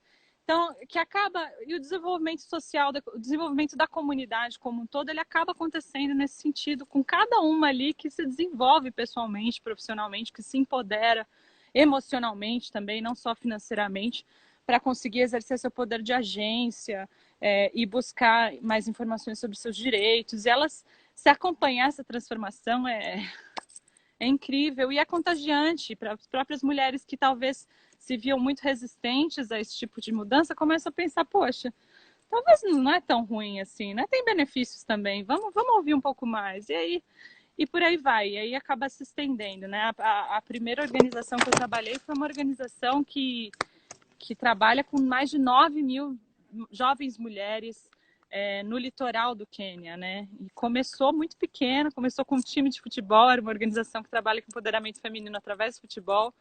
Então, com o pretexto de trazer essas meninas para jogar futebol, elas equipavam, a organização equipava essas meninas com educação, né? Pagando os school fees para que essas meninas não deixassem de ir à escola, e com pequenos treinamentos aí em diversas áreas, né? De saúde sexual reprodutiva, sobre violência doméstica, e aí quando elas se formam no ensino médio, a gente aí vinha nessa parte do programa que eu atuava mais de perto, que é a parte de você empoderar economicamente essa menina. E esse trabalho é lindo, né? Sim, vou aproveitar que a gente tem pessoas ilustres aqui acompanhando. O Plácido Berce, que é o repórter do Sport TV, da TV Globo, que está aí, e que é amigo da Marília. Ele morou um tempo lá no Quênia e ele fez uma reportagem sobre esse projeto social. Qual é o nome mesmo? Moving the Goalpost. Moving the goal, goal é gol de gol, Goal e o post. post é o poste, a trave do gol. Trave. Né? Se vocês jogarem no YouTube, vocês vão ver a reportagem super bonita que o Plácido fez. O Plácido, inclusive, escreveu um livro sobre as experiências dele lá no Quênia, porque ele morou um tempo lá, foi correspondente do Sport TV lá, daquele projeto Passaporte Sport TV. Vale a pena. Sim. A gente vai Sim. chegar nas sugestões de livros e música, tá? Você também vai dar, tá? Espera. A Roberta Sá está aqui também abrilhantando a nossa live. Bem-vinda, Roberta. Bem-vinda. Eu ia te perguntar agora uma outra coisa. Você, além do Quênia, você também visitou o Ruanda, né? Ruanda é um país diferente no continente africano, porque houve o genocídio em 94. Sim, algumas pessoas vão se lembrar, mas para quem não souber do que se trata, houve um genocídio lá, uma perseguição étnica e um genocídio que foi, assim, mataram 10% da população do país, a grande maioria delas homens, né? Um conflito entre Hutus e Tutsis que foi fomentado desde a época da colonização, primeiro alemã e depois belga, lá naquela região. Hoje é um país que tem um grau de desenvolvimento enorme, talvez seja o país que mais cresce sem a ajuda do petróleo no continente africano inteiro. É o lugar no continente africano onde você tem a maior presença de mulheres no parlamento. É o país que mais tem mulheres no parlamento no mundo inteiro. O segundo 77%. É a Suécia. Quantos por cento? 67%. 67% de mulheres. E você foi até lá também para ajudar alguns trabalhos voluntários. Assim, essa imagem que a gente faz do Ruanda, né, do país, né, que tenha que parece ter, né, político e socialmente, ser um país que tenha mulheres e movimentos feministas super ativos, né, a ponto de as mulheres se organizarem e ocuparem esse espaço grande, né, na vida política do país. Isso é verdade? É assim mesmo? A mulher tem proeminência lá no Ruanda mesmo? Porque o Ruanda também é um país fechado, né? O Paul Kagame, que é o presidente do país... Desculpa, eu estou me estendendo um pouquinho só para dar um contexto. Fique à vontade. O presidente, que é o atual presidente do país, está lá desde 94, porque ele estava à frente de um grupo militar que retomou o país no meio do genocídio e acabou com o país porque a ONU, a comunidade internacional, pouco fez. Fez muito pouco, né? Com os franceses lá, né? E aí ele, depois que esse grupo militar ocupou o país, ele está lá desde então e ele não sai do poder, né? Ele também não faz nenhum herdeiro político, né? Não existe herdeiro político para ele, mas assim, fechando esse parênteses, que é um parênteses só para dar um contexto, você quando esteve lá, o que você observou? É isso mesmo que a gente vê de fora, que o movimento feminista lá e as mulheres têm um papel muito proeminente na sociedade de lá? Eu dei uma risadinha no começo, quando você estava falando, inclusive, de genocídio, eu peço desculpas, mas a Dorcas Amakobi, ela é diretora executiva da Moving the Goalpost, e ela acabou de entrar e eu fiquei muito feliz quando eu vi o nome dela subindo. Welcome. Hi, Dorcas, just hi. Só falar um oizinho para ela bem rápido. Ela entende português? Não. Mas acho que ela entrou só para dar um oi mesmo. Acho que ela viu o meu post, enfim. Mas voltando à sua pergunta, um dos motivos de eu ter voltado, e aí, assim, eu vim do Quênia para o Brasil, porque eu tinha algumas coisas para encerrar por aqui. Quando eu voltei, eu escolhi para Ruanda justamente porque é um dos países com maior nível de equidade de gênero, de acordo com o Fórum Econômico Mundial. Hoje ocupa a posição de sexto lugar e está pau a pau com países como Finlândia, Noruega, Suécia, etc. e tal. Então, eu falei, bom, preciso ir para lá para entender como é que esse país chegou no lugar onde está, né? É muito bonito em termos de representatividade política, vai ser o primeiro país do mundo com maior maioria feminina, mas a gente sabe que esse fato aconteceu em função do genocídio. De uma tragédia. De uma tragédia que dizimou grande parte da população masculina e as mulheres vieram tendo que, inevitavelmente, assumir posições que antigamente eram estritamente ocupadas por homens, né? Então, o fato de Ruanda hoje ter esse nível de representatividade política feminina justamente em função de uma tragédia. Existem, em termos de políticas públicas, eles têm realmente um pé muito forte, muito voltado na proteção de direitos das mulheres. Uma das primeiras leis que eles aprovaram no parlamento depois do genocídio, alguém perguntou de viúvas por aí, e as viúvas, elas não tinham direito à terra, né? Elas não tinham direito à herança, né? Isso em diversos países da África, leis como essas ainda eram predominantes, e uma das leis que foram revogadas e foram transformadas nesse sentido era que as viúvas tivessem direito à herança, né? Elas eram ainda muito estigmatizadas também, antes do genocídio, não só em Ruanda, mas em outros países pelos quais eu passei. Eu acho que a pergunta foi essa, mas não vou desviar. Então, em termos de políticas públicas, Ruanda avançou bastante. Ela tem uma política feminista, um set de políticas públicas que são feministas, são progressistas, são liberais e é muito bonito no papel. Porque a realidade, infelizmente, é outra. A sociedade ainda é conservadora, ainda é machista. Você vê grande parte dessas mulheres que estão no parlamento lutando para a aprovação de leis e assistências a mulheres vítimas de violência doméstica, elas dentro de casa são subservientes e não têm a menor vontade de conversar sobre abusos que elas mesmas sofrem, né? Então, assim, infelizmente, a realidade na prática ela não é tão bonita quanto ela é no papel, né? E isso foi constatado. Eu aprendi muito conversando com as mulheres das comunidades em que eu visitei por lá, conversando com os 2 empreendimentos sociais que eu trabalhei também junto.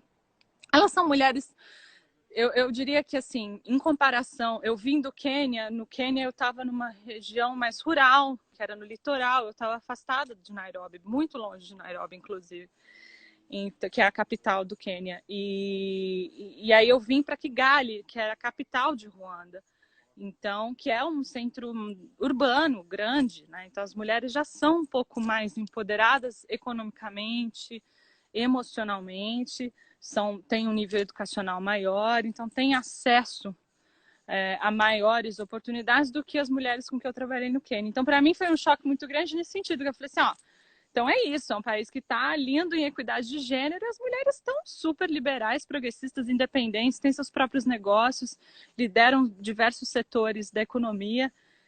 Mas, assim, as práticas do dia a dia, quando a gente entra na questão de violência doméstica, abuso sexual, violência de gênero, de maneira geral, e práticas patriarcalistas, elas ainda fazem parte do dia a dia dessas mulheres, sim. Felizmente, existe ainda uma necessidade de trabalho muito maior. Até assim, talvez porque eu passei menos tempo em Ruanda, se comparado com o tempo que eu passei no Quênia e em Uganda, eu você talvez ficou não só em tenha... Kigali, né, que era a capital, né? Ou você foi para alguma outra cidade no interior? Eu fiquei em Ruanda, eu fiquei só em Kigali, eu fiquei 1 mês e meio, quase 2 meses. Então, eu nem me desloquei muito pelo país. Eu não tive muita oportunidade de conhecer. Ruanda é o país que eu, assim, menos toco muito no assunto, porque minha experiência lá foi muito curta. Então eu não tive tanta oportunidade de conhecer e explorar mais como eu gostaria, mas assim, tenho muita vontade, inclusive, de retornar, porque é um país muito pequeno, mas um país muito lindo, com muitos recursos naturais, como Uganda também é, como Quênia também é. O Ruanda é um enfim. pouquinho maior do que o Rio de Janeiro, só para vocês terem uma ideia do tamanho da extensão, né? Olha quem chegou aqui. Vai falar oi, amor. Hello. Hey. Oi, tudo bem? Tudo Você bem? já aprendeu a falar um pouco de português? Oh, não falo português. Pouquinho. Apresenta, Marília, por favor. Pessoal, esse é o Ejuco, meu companheiro de Uganda. Ele veio comigo para o Brasil pela primeira vez, veio conhecer o carnaval brasileiro pela primeira vez. E aí, por causa da Covid, vocês não conseguiram voltar, né? Vocês ficamos por aqui até essa pandemia passar. Mas ele ainda não aprendeu português, precisa praticar um pouco mais. Sim. Só bom dia, tudo bem? Bom dia, tudo bem? Obrigado. Obrigado. Alguns palavrões. Prazer, Edico. Yeah, nice to meet you too. Mas, Marília, pelo que você está falando, acho que tem uma característica que é muito interessante, né? Que você falou das suas experiências no Quênia, no Ruanda e no Uganda, que é assim, o empreendedorismo feminino é uma realidade forte nesses países e é o que move a economia das comunidades que não são só as que estão, inclusive nas grandes cidades, mas essas economias, principalmente fora dos grandes centros urbanos, né? Sim, a sobrevivência e a saúde financeira e social das famílias, ela só é possível por causa desse empreendedorismo feminino que é muito forte nesses países, né? Ou estou enganado? Em todos os Sem dúvida nenhuma, e assim, no Brasil é a mesma coisa, né? Quando a gente vê os setores informais da economia, principalmente, atividades informais da economia, muitas delas são lideradas em termos de empreendedorismo, são lideradas por mulheres, né? E não porque elas necessariamente querem, mas porque muitas vezes elas precisam, né? Quando a gente volta naqueles números lá de chefes de famílias, mães que precisam sustentar todos os seus familiares, além das próprias crianças, triplas de trabalho, elas acabam também criando seu próprio negócio para conseguir sustentar todas essas pessoas, né? E lá não deixa de ser diferente, não. Elas estão ocupando grande parte das posições de emprego e também estão sendo muito empreendedoras, justamente para atingir uma independência financeira maior. Ou porque precisam, ou porque querem também, mas muito, muito, muito porque precisam. A realidade é essa.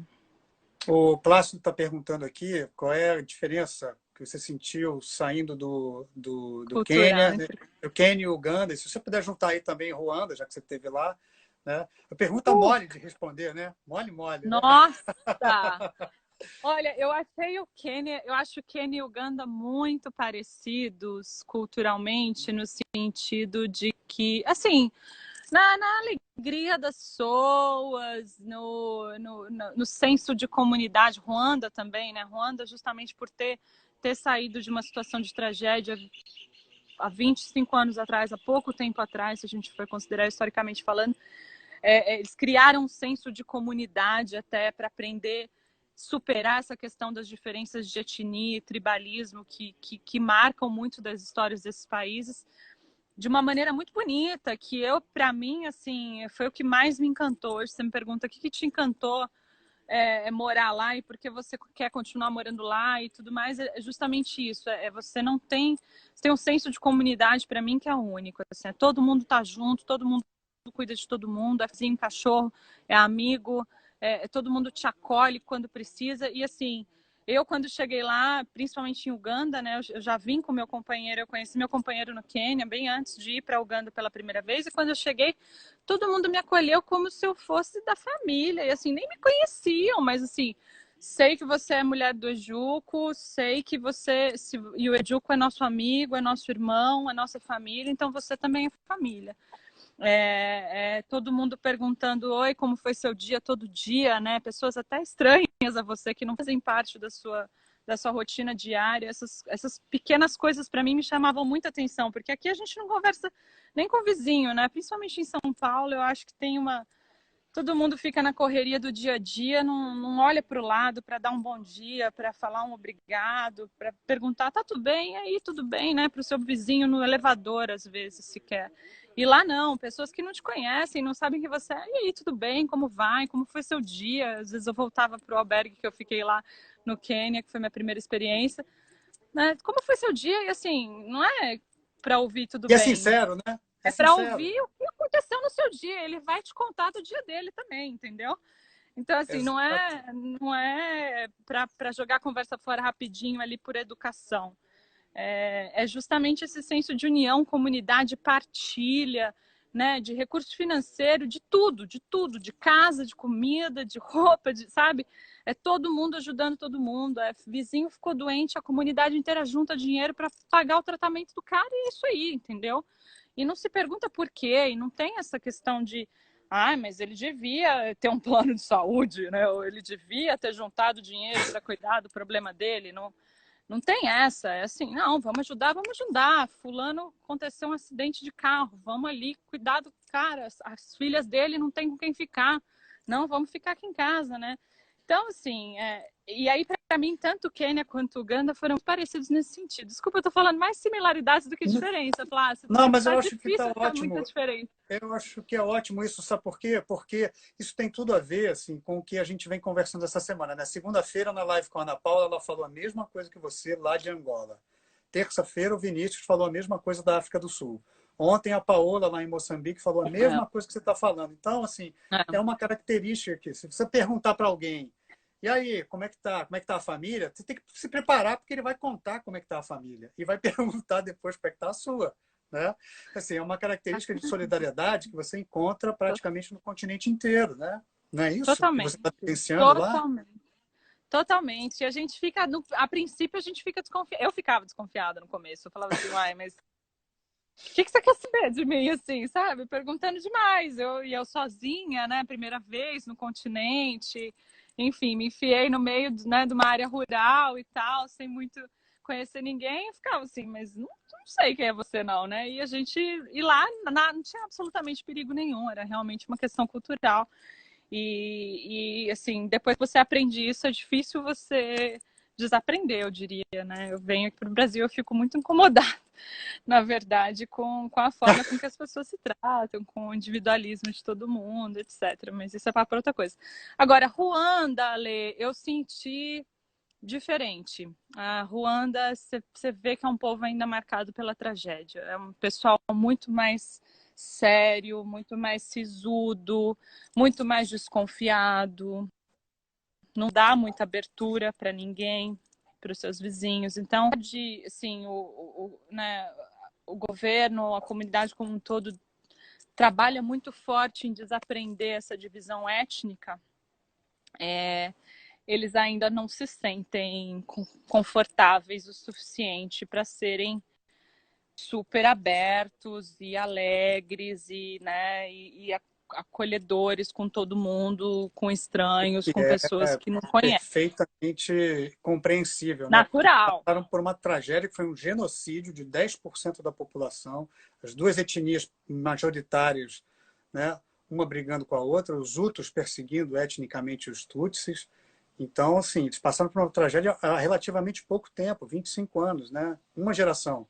A gente estava falando com o Vinícius na África do Sul, da geração Born Free, que é a geração que nasceu na África do Sul pós-genocídio, pós-apartheid, e você tem agora uma geração que é a geração que nasceu depois do genocídio, que agora está entrando no mercado de trabalho, na vida política, na vida social, como líderes comunitários e tal. Então, é muito pouco tempo mesmo para essa mudança.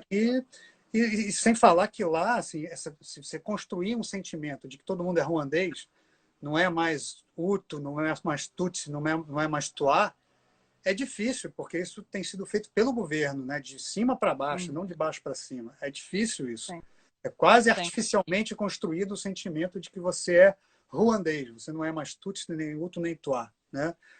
Mas assim, tem uma questão também que é isso, né? O governo autoritário no Ruanda, assim como o governo autoritário no Uganda, onde você está atualmente, e lá no Quênia. Lá no Quênia é o Uhuru Kenyatta, né? Que está lá pelo segundo mandato, né? Filho do pai da pátria, né? Filho do homem que, Na família, né? foi o primeiro presidente em 63 e só saiu do poder em 78 quando morreu. E talvez se tivesse morrido também ia ficar mais no poder, né? Diferenças assim das relações políticas das pessoas, das lideranças comunitárias com os seus representantes políticos, lá. Sim. Desculpa, você fez uma pergunta agora? Eu estava lendo uma pergunta difícil, aqui, né? Eu fiz uma pergunta que é uma pergunta difícil para caramba de responder, que é a relação com os governos, né? Assim, o governo do Ruanda é um governo autoritário, assim como o governo do Quênia. O governo do Uganda. O governo do Quênia não é autoritário, até onde a gente saiba, mas é um presidente que acumulou muito poder e tem uma relação muito vertical, né, com a população. Né? Sim. Bom, sem dúvida nenhuma. A relação... Existe a comunidade do leste africano, né, em que eles têm a proposição de, eventualmente, no futuro muito distante, ao meu ver, criar uma zona de livre comércio, facilitar acordos comerciais, mesmo porque o Uganda é um país muito agrícola, né, que depende muito da agricultura e ele exporta muito bens primários, né, como café, tabaco, chá, açúcar. e importa muito bens de valores agregados. Então, existe uma intenção desses governos se coordenarem, criarem uma zona. Já existe um visto do leste africano, né, que você tem Quênia, Ruanda e Uganda, se não me engano, não, Burundi não entrou. Quênia, Uganda e Ruanda já tem um visto do leste africano, em que você tira esse visto, por 3 meses você consegue transitar pelo país sem problema nenhum, sem necessidade de tirar um visto para cada país. Então, a Tanzânia acabou ficando fora dessa questão do visto, ela não quis aderir, mas ainda os governos ainda não estão em total conformidade ou consonância para, inclusive, exercer seu próprio poder regional, entendeu? Eu acho na verdade, eu lamento muito o fato desses governos, principalmente agora recentemente, o Kagame, de Ruanda, sempre foi muito próximo ao Museveni, de anos atrás, antes do genocídio, na época que o Museveni também tomou poder em Uganda, 34 anos atrás. E hoje, né, desde o ano passado, né? começaram a se estranhar e as relações comerciais entre Ruanda e Uganda também se complicaram de maneira até impactante para grande parte da população que transita muito livremente entre esses dois países. Eu tenho amigos que moravam em Ruanda já há 15 anos e tiveram que sair de lá porque até em termos de xenofobia, o governo estava realmente apertando os ugandenses que estavam em Ruanda, e Uganda acabou fazendo o mesmo com os ruandenses que estavam em Uganda. Então, que esses caras acabam emprestando as suas personalidades para os seus governos, né? Esses presidentes ditatoriais, né? E se eles brigam entre eles, né, isso se respinga, né? E vira uma perseguição aos cidadãos do outro país que estão aí, né? Sem dúvida. Sem dúvida. E muito oportunistas, muitas vezes, né? Exato. Né? Querendo atrair o interesse de investimento internacional para si próprio, não pensando na região como um todo. E acaba que outros governos, né, como o governo chinês, ele acaba também se aproveitando dessa situação e dominando setores de infraestrutura muito importantes, não só em Uganda, como em Ruanda também, e acabam, inclusive, exercendo seu poder de influência dentro desses países, com, inclusive, inúmeros abusos de direitos humanos cometidos pelos chineses que moram por lá. Eu ia te perguntar, você viu a presença chinesa muito ostensiva nesses lugares onde você esteve?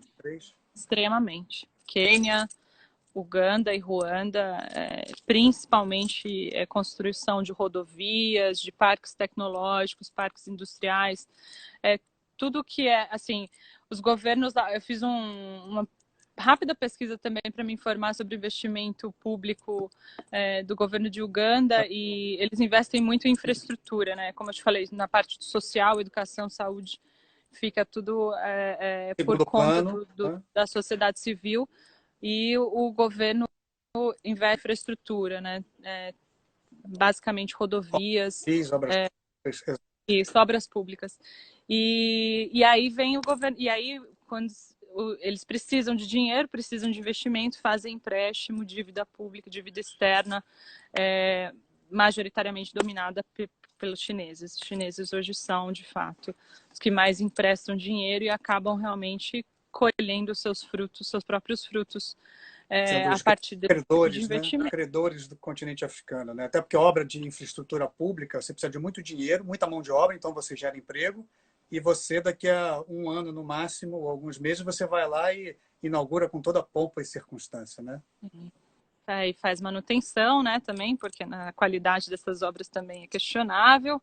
Né, mas você vê, muitas das rodovias construídas em todos os países que eu fui estão sendo inauguradas por agora, estão com seus respectivos pedágios que vão ser cobrados pela companhia, vai ser toda chinesa.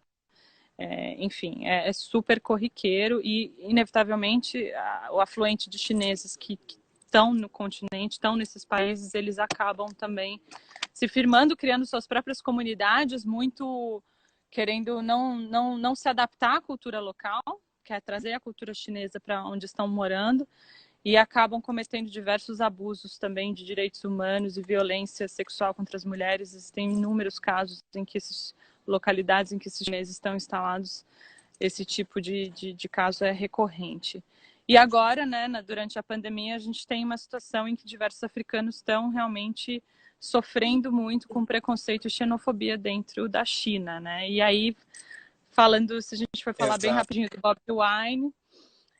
Não, vamos falar do Bobi Wine, porque a gente falando de política vai falar do Bobi Wine, fala de música vai falar do Bobi Wine, né? Fala do Bobi Wine, né, que é o nosso ídolo da música e da nossa política. Esperança.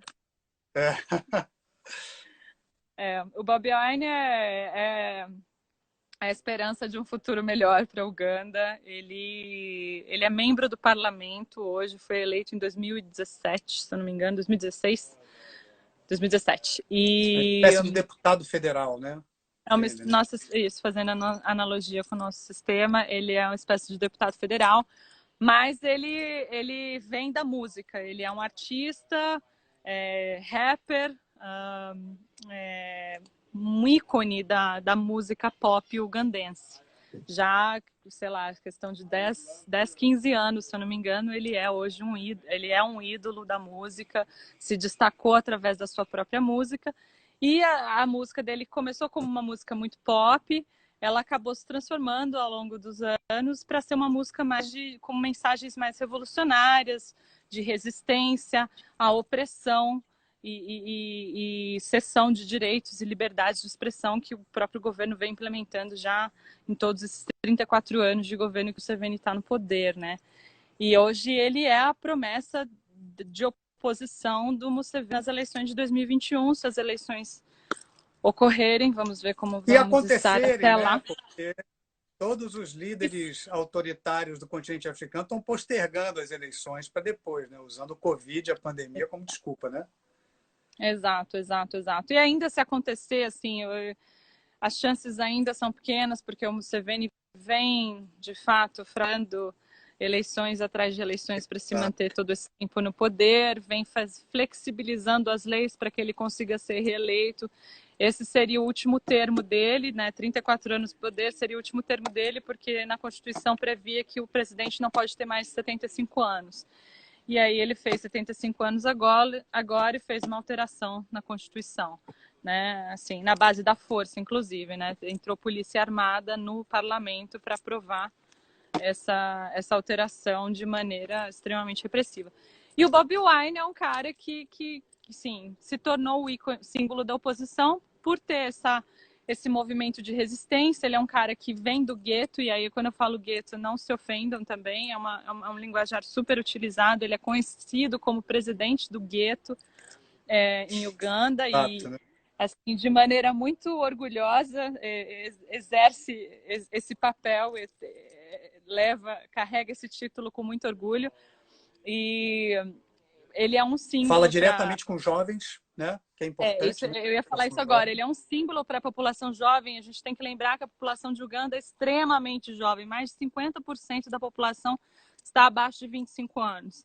São 700 mil pessoas por ano entrando como força economicamente ativa, né? Força de trabalho economicamente ativa. É uma população extremamente jovem, e o Museveni é um cara velho. Cara que já tem 34 anos de poder, 75 anos nas costas, e não conversa com essa população. E o Bobi Wine apareceu como um cara que conversa diretamente com essa população, está interessado em resistir a essa opressão e violência feita pelo governo.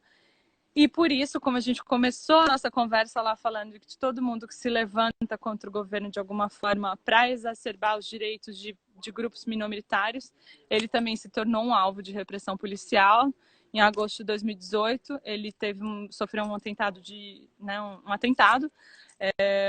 o motorista dele, ele estava fazendo campanha no norte de Uganda, o motorista dele morreu, o carro dele foi atingido por balas. Eu fico tentando transformar o inglês para o português. Foi alvejado, como a gente diz aqui. Foi alvejado. E o motorista dele faleceu. Ele foi capturado, foi preso e torturado. E, assim, conseguiu sair da prisão depois de muita força internacional. Ele tem advogados, inclusive americanos, hoje trabalhando com ele. E o É um envolvimento cara do Human Rights Watch também, né? Que é bem ativo no exato, Uganda também, né? exato, exato.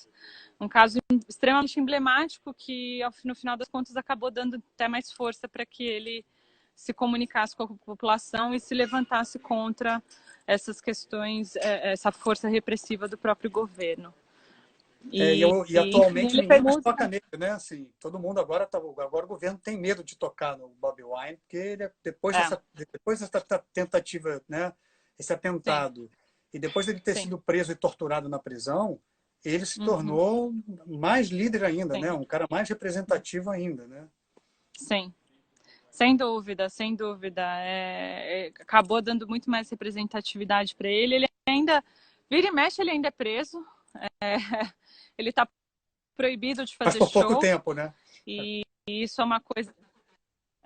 Tá proibido de fazer show. Ele tem muitos. E aí ele ganhou muitos adeptos. O símbolo dele é uma boina vermelha, né? E o logo dele é People Power, né? O poder do povo. E uma, né? Assim. E aí, assim, todos os apoiadores dele que vestem essa boina vermelha acabam sendo também alvos de repressão policial, também são presos. Tiveram diversos apoiadores que foram presos, inclusive um outro membro do parlamento chamado Zac foi preso e torturado há 10 dias atrás, agora também em meio à pandemia, porque é uma oposição declarada ao governo. E aí também foi acusado, ele estava fazendo uma doação na comunidade, uma doação de comida para uma comunidade em que ele tem seus eleitores, né, tem sua base eleitoral, e o governo prendeu ele com o pretexto de que ele estava fazendo um atentado contra a vida, desrespeitando o lockdown, desrespeitando o distanciamento social, enfim. Aglomerando E aí, pessoas, né? e aí também temos notícias de que, enfim, ele também foi torturado, etc. E tal. Então são casos recorrentes. Ah. É, Bom, a gente saiu uma falou. matéria na Rolling. A Ah, gente falou diga, bastante, diga, né? não complementa, desculpa. Não, só terminando, saiu uma matéria na Rolling Stones agora, no dia Ah, 25 sobre de o Bob abril, Wine, 5 dias né? Isso. atrás, mas que dá um contexto muito legal do panorama até futuro, né, das eleições em Uganda, da história do Bobi Wine, um pouquinho da história do Museveni, do Besigye, né, que foi a oposição do Museveni nas últimas eleições. Enfim, fala um pouco da música de Uganda. É um artigo bem informativo, bem, mas para quem se interessar, vale a pena. Eu até compartilhei no Facebook e depois eu passo para você compartilhar, hein, se for fizer uma lista de Ah, vou referências. fazer o compartilhamento da lista mágica, né? Que estão chamando já, que é a lista de referência das últimas lives. Eu vou compartilhar com todo mundo Arrasa. amanhã, provavelmente. A gente falou Bob Wine. E Arrasa. o que mais? Quais são os músicos que você acha que são legais e que você gosta de ouvir? Você e o Edico, quais são os músicos que vocês curtem lá no Uganda? Olha, eu vou recomendar. Bom, além das músicas do Bob Wine, que são muito boas, são bem dançantes. Sim. Muitas delas são em Luganda, então eu mesma não entendo. Às vezes eu fico pedindo para o meu companheiro É um dos traduzir. idiomas locais lá, né? Sim, sim, um dos idiomas locais. Uganda tem mais de 56 idiomas, mas o idioma oficial é o inglês, é o que é ensinado em escolas, então por isso acaba que a comunicação facilitou nesse sentido por ter o inglês, mas enfim. As músicas dele são muito dançantes, ele tem uma pegada muito de dancehall, né, do afro reggae, ele tem muita influência desses ritmos, então eu gosto, eu acho muito delícia, para mim me leva de volta para Uganda sempre que eu tô com saudade, principalmente durante essa quarentena. Ele até fez uma música para a pandemia, né, alertando sobre a importância de lavar suas mãos, e a música virou hit. Fez Sobre o os que o sintomas governo do não fez, coronavírus. né? Que é espalhar uma informação de qualidade para a população, né? Exato, exato. Mas tem dois outros músicos que eu recomendo também. Uma delas é uma mulher, Evon, ela chama Evon, eu posso até te escrever para você depois. Ela tem dois Quero sim. álbuns, então, tem dois álbuns no Spotify, é um som muito gostoso de ouvir, muito tranquilo, umas baladas meio românticas, mas também super gostosas de ouvir. E o Sewa, ele é um músico de Uganda que, para mim, tem um som muito particular, muito local também, muito rural. E ele usa um instrumento... Putz, Eu ia perguntar para ele o nome da guitarra. É uma guitarra diferente, que ela é curva, assim, e ela tem um som maravilhoso. Ele usa muito esse instrumento. Putz, eu não vou conseguir lembrar o nome agora. Ah, Não tem desculpa, problema. depois eu passo para Depois você. me dá as referências, a gente junta as referências todas e isso é uma promessa minha com todo mundo que está acompanhando as lives essa semana de publicar as referências. A lista mágica vai ser publicada. Exato, exato. E a música do Edilco, né? Meu companheiro, ele é percussionista, ele tem um álbum também no Spotify, fazer um jabazinho. Mas é um álbum de percussão, então é um álbum bem peculiar. É uma música muito mais espiritual, relaxante para meditação. Acho que está todo mundo buscando aí, né, práticas de cuidado pessoal e mental nessa quarentena. Vale muito a pena conferir também. Eu também recomendo super bem. Ele é bem gostoso. Acho que Elisa de a Paulo está dizendo que é muito bom. Ale, você vai amar essa. A Cholitronics. É de de uma das etnias lá, exato. Um ritmo do norte de Uganda. Tenho 2 amigos, eu acabo conhecendo todo esse sentido, ter um namorado que faz parte do cenário musical de Uganda. E eles são de Gulu, no norte de Uganda, e criaram seu próprio ritmo. Aí o Tronics é porque tem uma batida eletrônica. Uma batida eletrônica, né? Com o som da comunidade, com o som rural. A Cholitronics, eles chamam Otim Alfa e Léo Palenga. Eu também te passo tudo bonitinho em confidade. É um som Escreve incrível. Aqui nos comentários. E estão fazendo Marília, shows. escreve aqui nos comentários, vai falando, mas escreve o seu e a Evon. Escreve aqui nos comentários para o pessoal ver e procurar. Europa.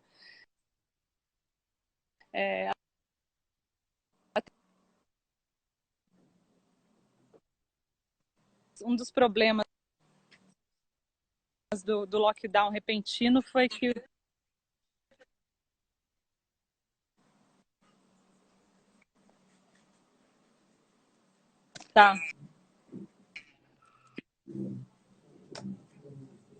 Estou perdendo um pouco você. Põe, inclusive, o nome do Edilco e como é que a gente acha ele no Spotify. Eu vou juntar as suas referências musicais na nossa lista, na lista que está na minha bio, que é uma lista de artistas africanos. Eu vou juntar lá, claro. E eu queria que você me falasse também de literatura. Quais são as dicas literárias? Foi. É.